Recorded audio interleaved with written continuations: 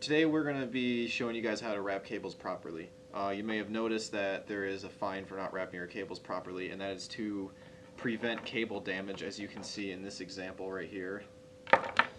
Or this one, these cables are severely sensitive, so we're going to show you guys how to wrap them. First step after you straighten out your cables is to find the end with the tag on it and find the Velcro strap. And just move the Velcro strap to the end of the cable that has the tag on it. Then run your hand through the cable to get to the other end, and grab it just like that. Pull about a length and find out how the cable wants to wrap, just naturally. And what I'm just doing is I'm just pinching it with two fingers like this and just rolling it into the natural curve. You can find the natural curve on new cables just as how they are packaged, and you want to follow that because it won't damage or wear out the cables as fast as wrapping it any other way. Some people like to do the over and under, some people like to do a lot of other different methods. They all work as long as you're not putting a lot of tension on the cable. The last step is to take the Velcro strap and just wrap it around, just to seal it off, and there you go. So right now I'm going to show you guys how to put CF cards into the cameras. There's been a lot of issues with putting these in incorrectly that will severely damage the camera. So you open up the side of the camera. This is the Canon 7D. Just goes open like that. Same exact thing with the Nikons. Just pops right open. Now you want to take the CF card and find the part that has the holes on it, and then put that into the camera with the front label, the shiny label, facing towards you, and just insert it in until it seats. Nice and easy. Don't force it in, otherwise you're breaking it. Same exact thing with Nikon cameras. Nice and easy.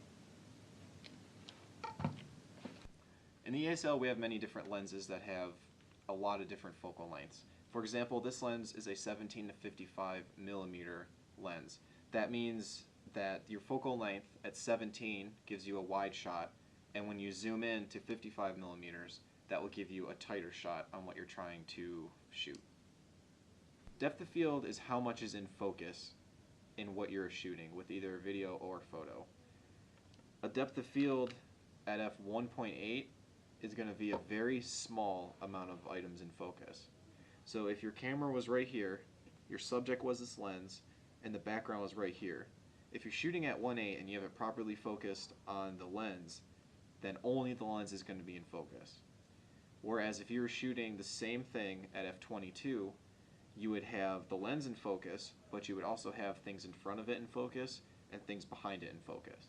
So if you have a very distracting background in your photo or video, you might want to shoot your aperture closer to 1.8 to blur out that background.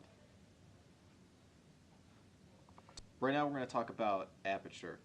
Aperture is measured in f-stops, which you can see on the front of many of the older Nikon lenses, which I have here for example. The aperture controls a few different things. It controls your depth of field and how much light is let into the camera. The smaller the number, the larger the hole is in the lens, and the more light that is let into your camera.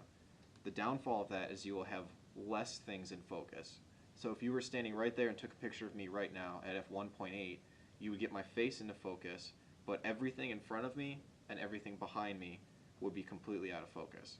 Whereas if you shot at f22, which would be a really tiny hole, you would see everything in back of me, and if there was anything in front of me, it would also be in focus.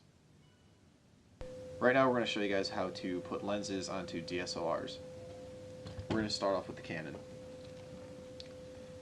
You're going to use the lens and find the red dot, which is situated right here, and then mount that in the exact same position as the red dot is on the body of the camera, and then just rotate.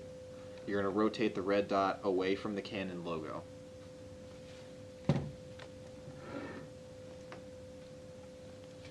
On the Nikons, you're going to do the same exact thing, but you're going to match the white dot to the white dot.